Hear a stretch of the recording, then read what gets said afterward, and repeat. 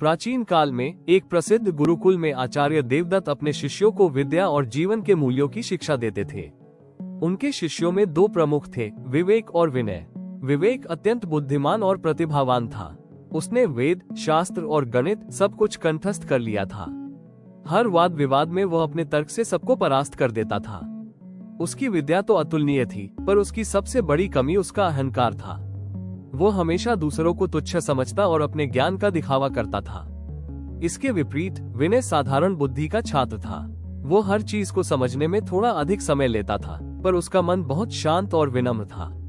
वो कभी किसी पर हंसता नहीं था और हमेशा दूसरों से सीखने के लिए तत्पर रहता था।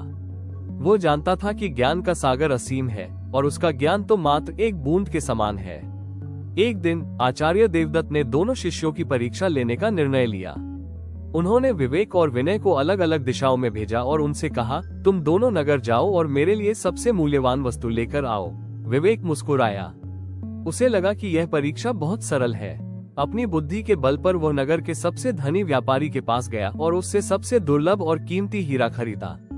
ये हीरा दुनिया की सबसे मूल्यवान वस्तु है, उसने सोचा, और मैं इसे गुरुदेव को देकर साबित कर दूंगा कि मेरा ज्ञान और मेरी समझ ही श्रेष्ठ है। दूसरी ओर विनय कई गलियों में घूमा।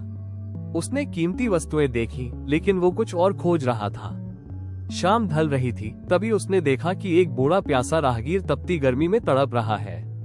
बूढ़े के पास एक पैसा भी नहीं था और वो पानी की तलाश में था। विनय ने तुरंत अपनी जल की मटकी निकाली और बूढ़े को पानी पिलाया।